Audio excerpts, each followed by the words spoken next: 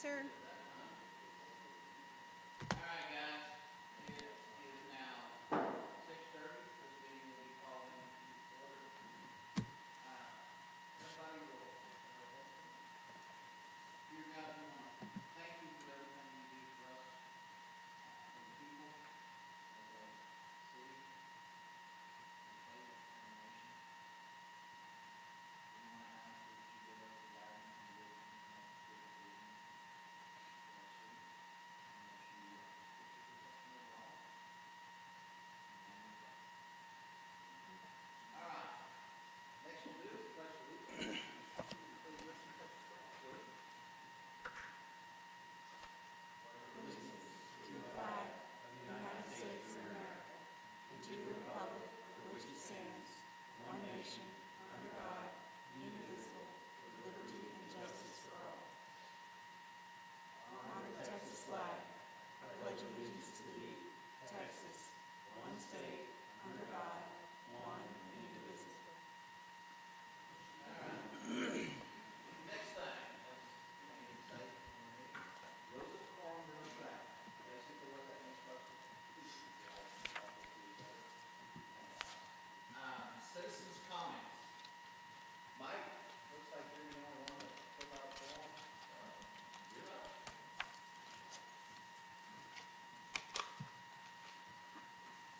Thank you, Mayor. Thank you, council and staff. First question or first comment I'd like to make is, as precinct chair in precinct 3D of the Republican Party, I'd like to really respectfully ask all people that are running for office to put their campaign signs in places where it's approved to put, and the property owners, they've received permission from the property owners to put those signs there. I know in times past, even I have been somewhat guilty of not getting the permission of placing the signs, but I think nowadays that we all need to be respectful of the property owner and seek permission before we put our signs out. Thank you. The next question or my next comment has to do, and I've presented this to the City Council before, and I provided copies of this, so I'm going to read it and maybe underline a few of the comments here. Capital Improvement Plan for McLendon-Chisholm. For several years, the need for a capital improvement plan has been a topic of only minor interest to certain of us. As time and development move forward, the need and urgency place it in the category of major interest. It is essential to the ingredients of successful planning, execution, and job and mission responsibility. Many of us in the city find it somewhat confusing when the city spends money for a fire station, as an example, to a maximum when something smaller will fulfill the needs for the foreseeable future. Just because the money is available for use doesn't mean it needs to be spent. Or if money is available, which is the key priority? Trying to find ways to spend money that was not part of the normal process of planning and budgeting is oftentimes money not spent efficiently. For example, give $500 to a teenager and tell me how that works for you and the teenager. If you're an elected representative, I elected you to make the decisions, but when you evaluate it, if you get a good job, please evaluate in making one of the working parts happy, and leaving another working part without grease creates too much noise. We have to learn as a city that we grease all the parts, we grease the whole machine. Lack of purpose and planning is simply getting by. Please remember that thousands of people in our area are relying on you to fulfill the responsibilities. All right, the capital improvement plan. That allows professionals to ask the tough questions about our infrastructure and how the city is going to accomplish its mission of providing a safe and secure place for families to live. It outlines the needs for infrastructure, utilities, and planning for the next 5 years and sets guidance for staff, developers, and commercial development. According to the local city engineers in Rockwall County that I surveyed and talked to, the timing for a capital improvement plan fits very nicely with the process of updating your future land use and comprehensive plan. It will allow the city staff and council to determine the availability of sewer taps and the need for water infrastructure towards the future, as it gives the city council guidance on managing development and also the ability to consider impact fees when applicable. Now, I included some comments from Amy Fisher, one of the city engineers in Rockwall, and she reiterates the parts to a capital improvement plan I think are most applicable to our city at the present time. So I'd like to reiterate. The capital improvement plan, and staff knows, and your city engineer, I visited with him, it's absolutely essential if we're going to do proper planning. How can we plan for utilities and infrastructure without knowing how much it's going to cost and what's going to be required? Absolutely essential. Thank you for your time. Thank you, Michael. All right, if there's no others, then citizens' comments will be closed for the night. It is 6:36. All right, we will move on to the consent agenda. Items under the consent agenda are considered non-controversial or routine and will be adopted by one motion without separate discussion of items. There's 5.1, which is the meeting minutes from February 23rd, and then the other is 5.2, approval of the contract for election services with the election administrator of Rockwall County. There are a couple of errors in the meeting minutes, but Ms. Shelley did already find those and is adjusting those and fixing that. Is there any reason, council, to remove either one of those items from the consent agenda? If not, then I'll look for a motion to approve both items. Mr. Mayor, I'd like to make a motion that we accept the consent agenda which includes 5.1, 5.2, as well as the amended minutes that were previously discussed. Okay, I've got a motion. Do I have a second? I've got a motion and a second. All in favor? Aye? Aye. Aye. Show that unanimous. All right, now we're going to move on to items for consideration. Mr. Cuny is here to do a presentation under 6.3. He's got something he needs to get to, so I'm going to move 6.3 up to the top. Chris? And 6.3, for those of you in the audience, presentation by Mr. Cuny regarding Teague Nall and Perkins on a change order number 1 for modification of existing contract with R Utilities to include additional sanitary sewer bore and crossing under 205. Chris? Yes, Mr. Mayor. My name is Chris Cuny. I'm a principal and associate with Teague Nall and Perkins, and we were the engineer that you guys hired last fall to design the sewer system that basically provides sewer for the commercial properties along 205 from Via Toscana back to the north over to basically to the Sonic. After we completed the plans and bid the work, and after the award was made to R Construction, we were asked by council to consider and get pricing and do a design to provide sewer to the other side of the road, including service to commercial development that was underway, the Rosini Winery. We did that. We contacted the contractor. We provided him with a preliminary design.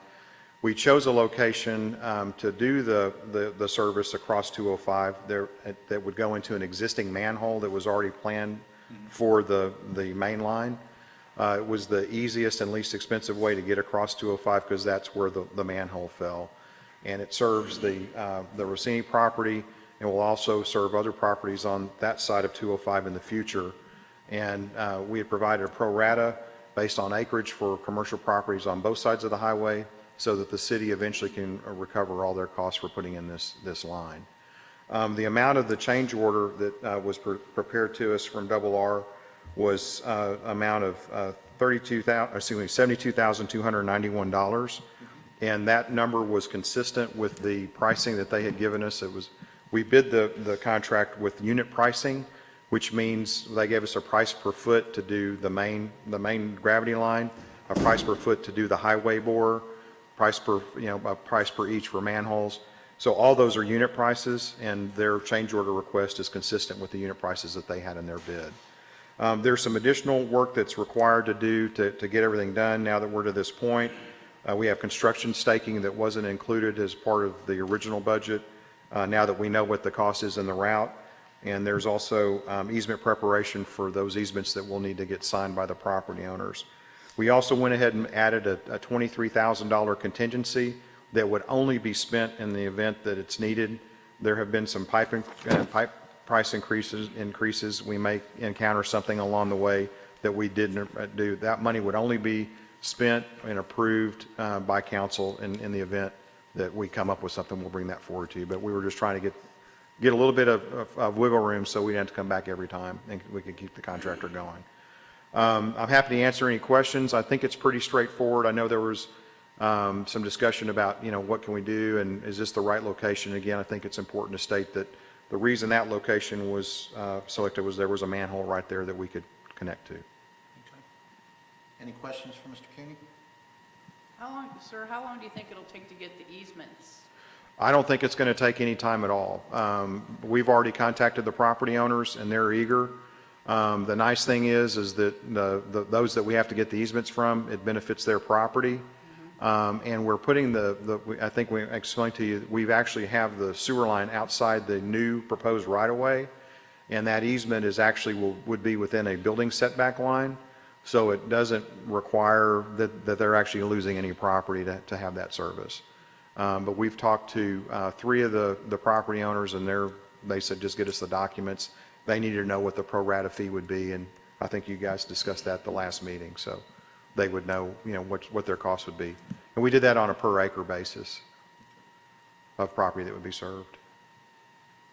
Does that run, in response with TxDOT and what they're going to be doing? Yes, ma'am. That's what I'm saying, Councilman Trudy. Our easement is outside of their future right-of-way, and they're negotiating to purchase that from the landowners now. So we went ahead and put it outside of there, so we didn't have to get involved with TxDOT and confirm. And we did pull their plans, and we've confirmed that we've got the sewer line crosses at a depth that it's not going to be affected by any of the utilities that TxDOT is proposing for their widening and storm sewer systems and so forth. Do we have any of this in writing or anything? In terms of what? Just to make sure in case we get down the road and something goes wonky? Well, we have their plans, and so that we don't have anything for writing, but other than their preliminary plans. Okay. Yeah. Any other questions for Mr. Cuny? All right. Chris, thank you. You're welcome. Thank you. Good luck on your other deal you got to go to. Thank you. Yes, sir. Are you guys going to, I didn't know, are you going to vote on that? Because I need to let I'm sorry. Yes. That's coming up. I'll entertain a motion to approve.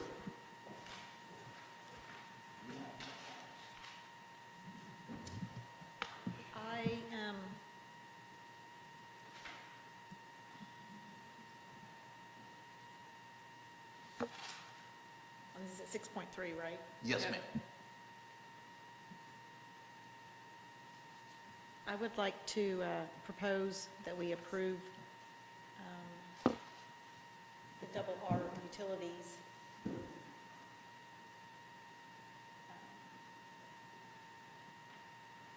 to include additional sanitary sewer bore and crossing under Highway 205 in the amount of $72,291. I've got a motion to approve. Do I have a second? Could you please add the related cost increase of $40,344 to serve the properties on the east side? And to amend it as Highway 205 in the amount of $72,291 and related cost increase of $40,344 to serve properties on the east side of Highway 205 and properties north of FM 550. Okay. I've got a motion to approve. Do I have a second? I'll second, Mayor.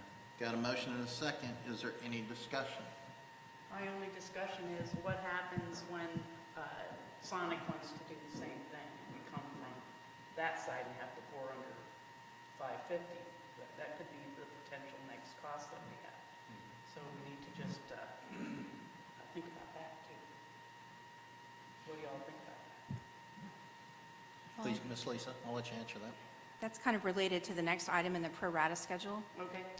And I think Chris might have if he has time to address the pro rata schedule, I think, but essentially Sonic would have to pay to, or under 550 to get there. Okay. Yeah.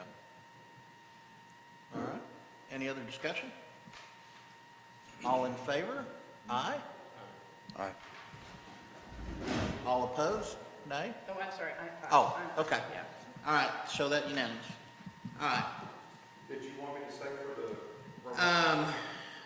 Guys, do you need an explanation from Mr. Cuny? provide a real quick answer to. Okay. If you want to answer that for real quick, I know you're trying to get out of here for another I meeting. apologize, I've got some documents I'm supposed to sign before, anyways. The answer to your question is, all the developers and the commercial properties along 205 are going to have costs to connect to the line. I mean, you guys are being, very, I think, thinking ahead by providing this trunk main that people can tie onto. When Sonic, if and when we certainly hope and expect that they will tie in, they're getting a huge benefit by not having to build that whole trunk line. Their option to build it all the way somewhere would be cost prohibitive for them to do it. So I think the marginal cost that they're going to see to have to bore under the road is one thing. But you can also write, once they do theirs, they can come to the city with a pro rata agreement so that when the property upstream from them ties on, that they can collect from that developer, which would be Mariah Bay.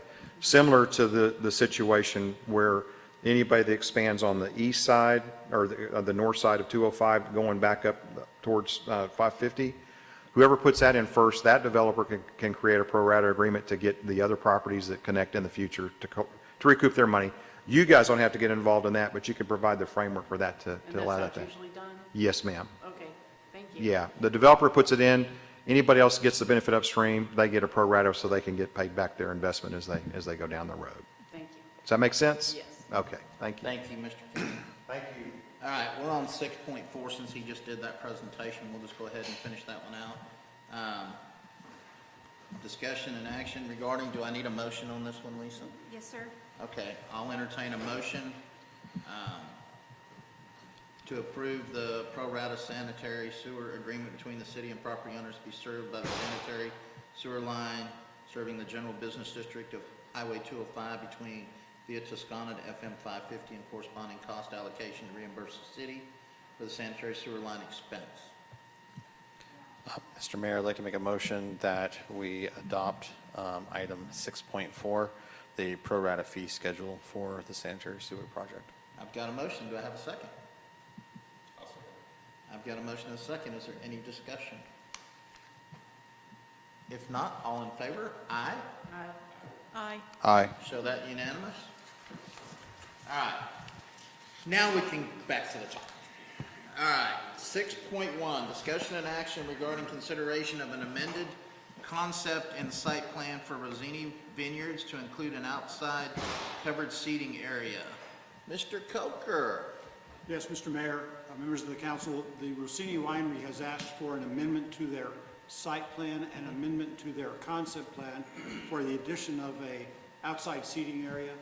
The outside seating area was an approved use by the Planned Development District, but once they decided to put a cover on it, it requires a change to the concept plan and a change to the site plan because it's no longer just an open air that's Gotcha. covered. We presented this to the Planning and Zoning Commission with 3 conditions: that they comply with the site plan that they've submitted, that they design and build it the way they submitted it, and that they get a building permit before they build it. And it includes a fireplace on one end.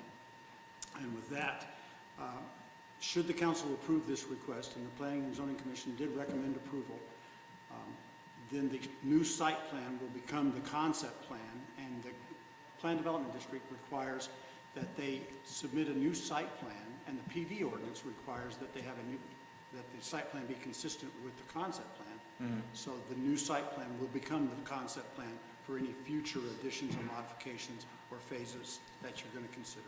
Okay. So, Mr. Coker, there was already going to be an open area there? Yes, ma'am. So they're just covering it and adding the fire? That's correct.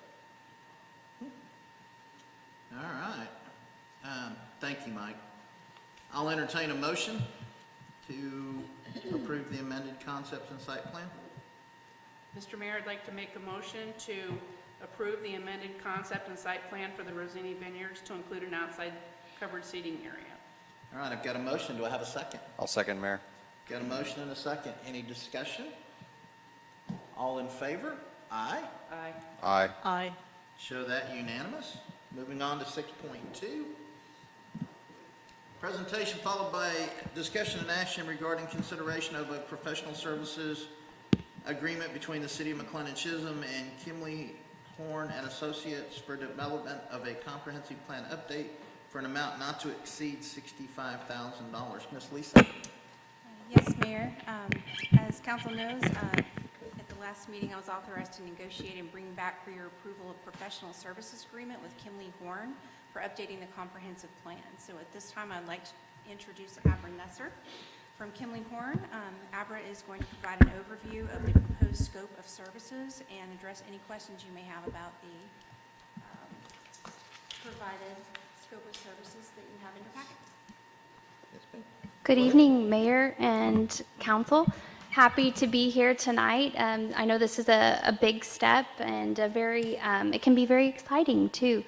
So my name is Abra Nasser and I'm a Senior Project Manager at Kimley-Horn.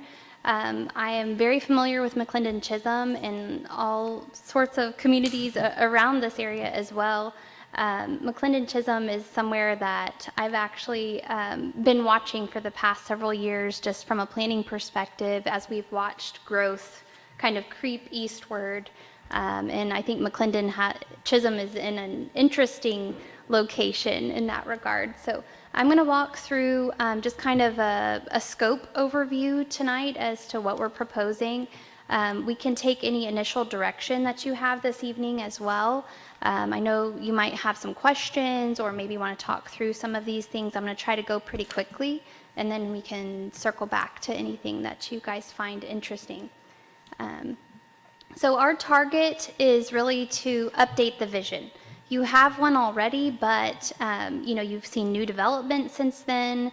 You've had an influx of new community members.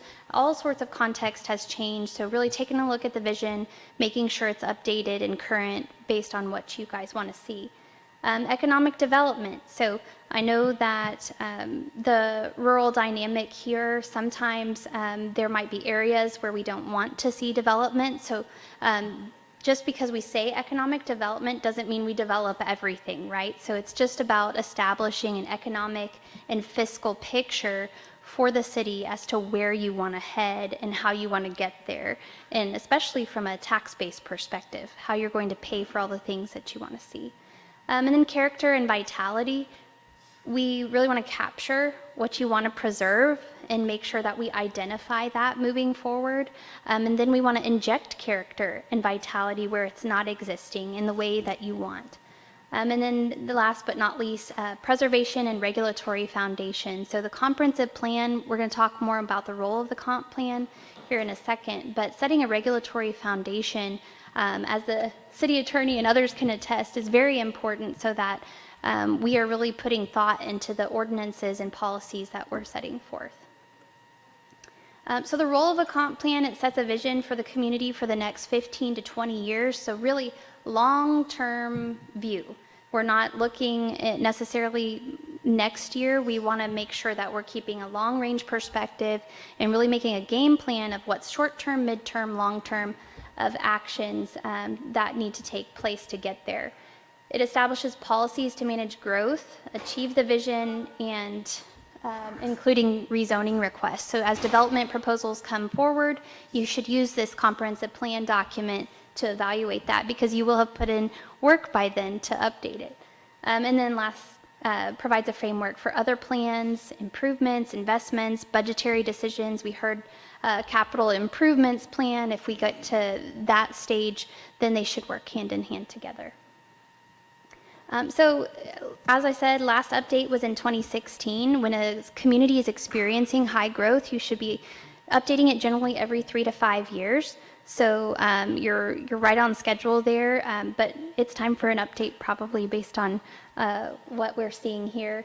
What do we want it to look like? It's important to establish what we want that future land use to be, not only to establish that vision, but also make sure we're collecting fees that are commensurate with that vision, like impact fees, parkland dedication, parkland development, all of those things. As new development comes in, you want to make sure that they're syncing with a relevant and up-to-date study.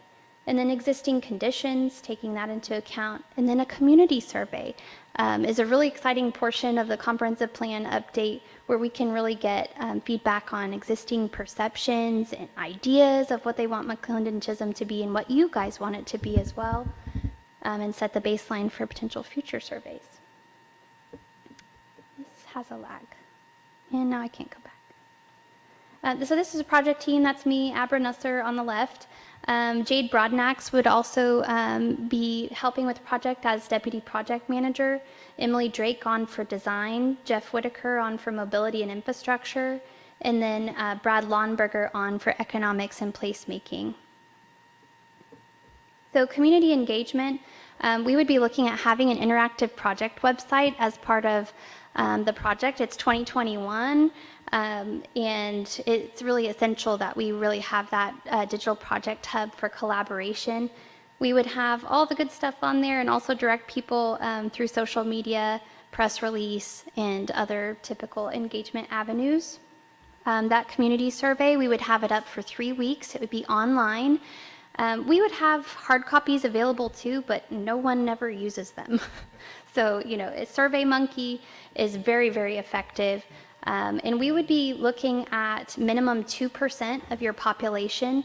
So as we look forward, we need to understand kind of what is statistically significant from a surveying perspective. So we're not shooting for 60% of your population to take this survey. We're looking at a minimum healthy response rate of 2%, and then anything after that would be bonus, but that would really give us a good gauge as to the themes out in the community. So we would do a number of different meeting types, in-person community forum.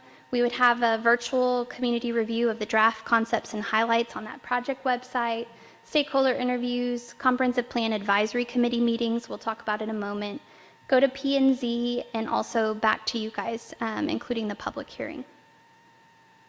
So the advisory committee would be 9 to 13 members. One of the options that you guys could consider here to kind of tie in a couple of your boards is having 3 P&Z members, 3 EDC members, and then 3 general public members. That's just an idea for kind of composition that you guys could consider. And we can actually receive that direction this evening if you guys have thoughts on comprehensive plan advisory committee membership. They would have 3 meetings. It's really a low time commitment when you're looking at potential time commitment for CPAC, but it's really important that they attend the 3 meetings. So if they are looking to make a commitment, their participation would be meaningful and purposeful, but they should show up because there's only 3 meetings. Your role. So attend the community forum. It's very essential that if you guys have social media, that you share the word about the community survey, the community forum, and it's by far the best word of mouth out there. So just sharing the word as to what the process is that's going on, and then providing direction at those 4 key points, one of them this evening, share feedback at any stage throughout the process with staff or the consultant team, and then to champion and approve the final plan when it gets to that stage.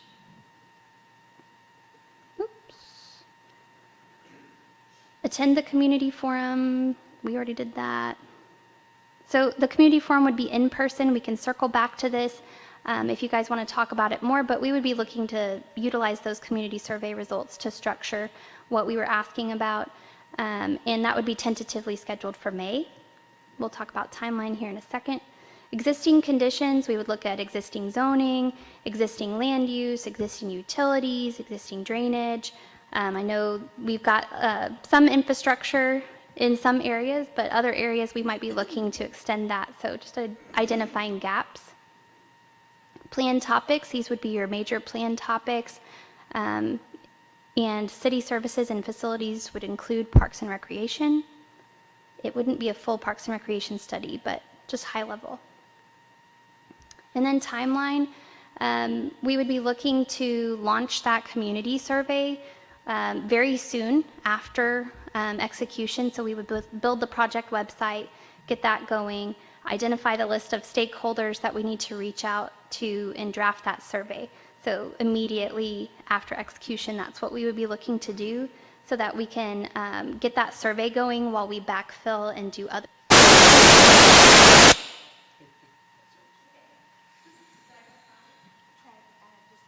The other one. And then if you, yeah, there you go. Testing. 1, 2, 3. All right. So once the survey is going, we could do stakeholder interviews and do some other portions of the project.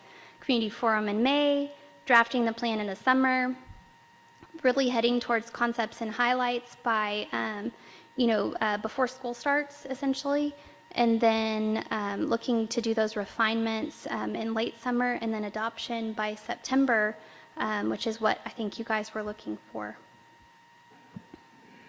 So with that, I'd be happy to stand for any questions, comments, direction. These are the next steps we would be looking at as our first steps. Okay. Anybody have any questions for us? So for the survey, do you develop the questions for the survey? Do you have a set group Yeah. of questions that you normally use? We do. Tried and true questions. Typically, they're on basic demographics, so role in the community, like check all that apply. That allows us to segment out the answers to look at just residents or just business owners, that type of thing. And then longevity in the community, levels of satisfaction overall, and then levels of satisfaction with particular services, communication preferences, and then strengths, weaknesses, opportunities, threats. Great, because I was just hoping that it was going to be you that developed it, because it might take too long if you got community involvement to develop this. Oh, yeah. They're tried and true questions. We do customize them a bit depending on the community. So, like, some communities don't have code enforcement, so we wouldn't gauge levels of satisfaction with code enforcement. Okay. Any other questions? If not, I'll entertain a motion to action regarding consideration of the professional services agreement between the city of McLendon-Chisholm and Kimley-Horn and Associates for development of a comprehensive plan update for an amount not to exceed $65,000. Do I have a motion?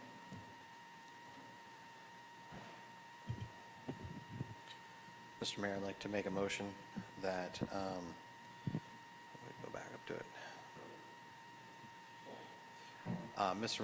Mayor, I'd like to make a motion that we accept the agreement with Kimley-Horn and Associates for the comprehensive plan with an amount not to exceed $65,000. All right, I've got a motion. Do I have a second? I'll second it. Okay, I've got a motion and a second. Is there any discussion? Other than who can say second first? All right, if there's no discussion, all in favor? Aye? Aye. Aye. All right, show that one done. Thank you for your presentation, ma'am. All right. We've completed all those. There's no reason to go into executive session. 7.2, Lisa, I'll discuss that with you later. Okay. So at this point, number 8, any updates, discussion, or direction of staff? Ms. True, do you have anything? I do. So I believe it is the 27th of March. The run? Yes. That is the correct date. Okay, perfect. The 27th of March, they're going to do another, I think it's a 5K run. 5 or 10K run? Yeah, something like that. We are same path in the same neighborhood. More details to come, but just got the okay to do that as of about an hour ago. So, I saw there's a flyer right outside, or a banner outside of Yeah. Savannah Verde I saw. Yeah, so, and that's coming up. So if you want to, sign up for it, the information's on those banners, and I'm sure it's on the website of the city. So, yeah.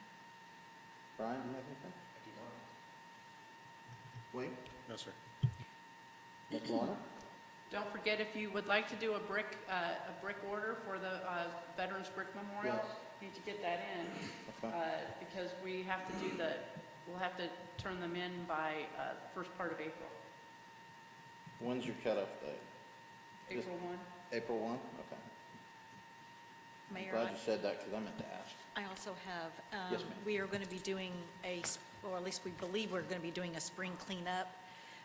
We're in the works of that. We don't know what Okay. the timing is on it yet. We're working with the CWD to make sure that they've got containers for us. But I'll have more information on that coming up, probably next meeting, Okay. so. As far as for me, I can't think of anything right off the top of my head.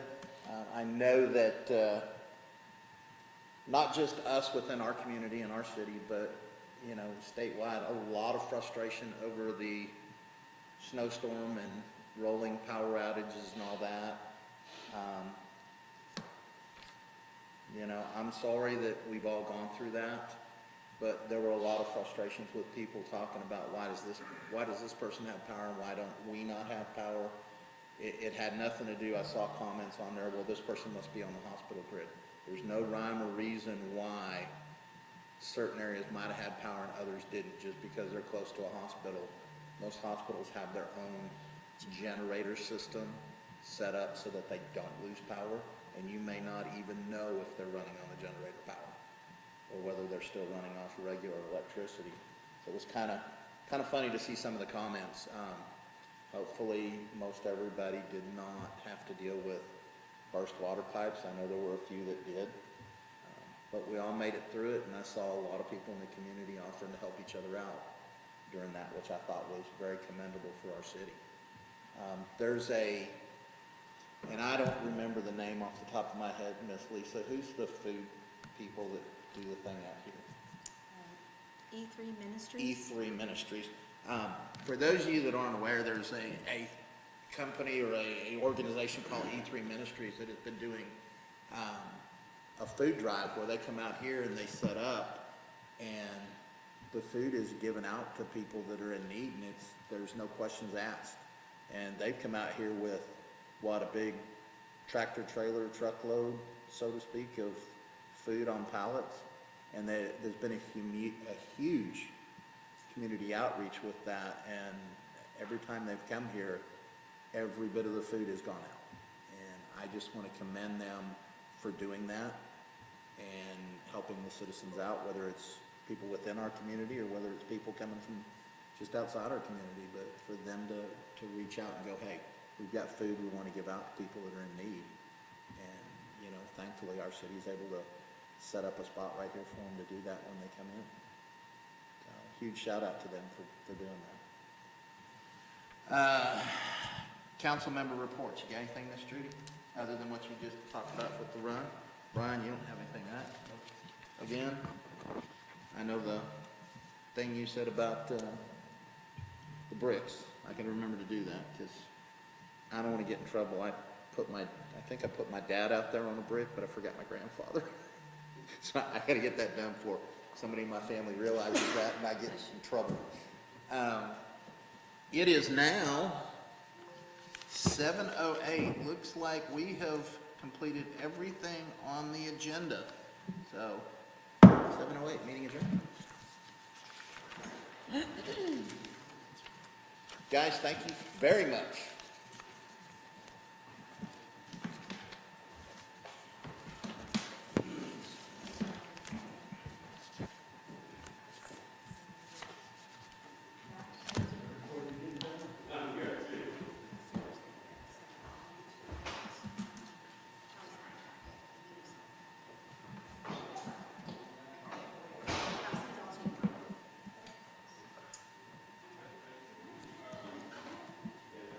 Yes, sir, you too.